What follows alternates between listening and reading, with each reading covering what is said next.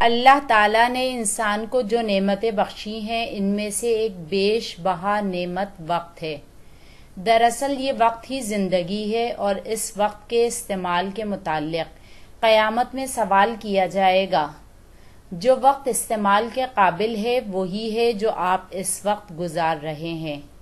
صحیح بخاری میں حضرت ابن عباس رضی اللہ تعالی عنہ کی روایت ہے کہ حضور اکرم صلی اللہ علیہ وآلہ وسلم نے فرمایا، دو نعمتیں ایسی ہیں جن سے لوگ کما حقہ فائدہ نہیں اٹھاتے اور وہ ہیں صحت اور دوسرے فرصت کے اوقات۔ صوفیہ کرام فرماتے ہیں وقت تلوار ہے، حکمہ فرماتے ہیں زمانہ سیال ہے، اسے کسی آن سکون نہیں۔ ہر کام کا ایک وقت ہے مگر انسان موت کا وقت نہیں جانتا۔ وقت سے ہوشیار رہو، وقت کی خبر رکھو، وقت برباد نہ کرو، وقت کو غیر مفید باتوں میں ضائع نہ کرو۔ تاریخ سے ہمیں یہ سبق ملتا ہے کہ دنیا میں جس قدر کامران و کامیاب ہستیاں گزری ہیں وہ وقت کی قدر کرتی تھیں اور اس کا صحیح استعمال کرتی تھیں۔ عامر بن قیس ایک تابعی تھے۔ ایک شخص نے ان سے کہا کہ آؤ بیٹھ کر باتیں کریں۔ انہوں نے جواب دیا تو پھر سورج کو ٹھہرا لو، یعنی زمانہ تو ہمیشہ متحرک رہتا ہے اور گزرا ہوا وقت واپس نہیں آتا، اس لیے فضول باتیں کرنے کا کوئی فائدہ نہیں۔ سدا عیش دوراں دکھاتا نہیں، گیا وقت پھر ہاتھ آتا نہیں۔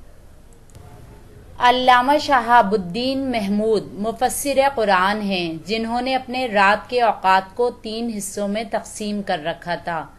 پہلے حصے میں آرام فرماتے، دوسرے حصے میں اللہ کو یاد کرتے اور تیسرے حصے میں لکھنے پڑھنے کا کام کرتے۔ ہر انسان کی زندگی کی یہی مختصر سی مدت ہی تو ہے جس میں کوئی عمل کیا جا سکتا ہے۔ جب اس دارالعمل سے چل دیے تو پھر تو نتائج ہی دیکھنے ہوں گے۔ عمل کا موقع تو ہمیشہ ہمیشہ کے لیے ختم ہو جائے گا۔ یہ وہ حقیقت ہے کہ جتنا بھی اس پر غور کیا جائے کم ہے۔ سورۃ العصر میں زمانے کی قسم کھا کر انسان کے بارے میں کہا گیا ہے کہ وہ بڑے خسارے میں ہے۔ امام راضی کا قول ہے کہ میں نے سورۃ العصر کا مطلب ایک برف پوش سے سمجھا جو بازار میں آواز لگا رہا تھا کہ رحم کرو اس شخص پر جس کا سرمایہ گھلا جا رہا ہے۔ انسان کی عمر بھی اس برف پوش کی طرح ہے۔ یہی حال انسانی زندگی کا ہے۔ یہ شب و روز جو ہمیں ملے ہوئے ہیں یہ وہ سرمایہ ہیں جن سے ہم نے آخرت کا نفع کمانا ہے۔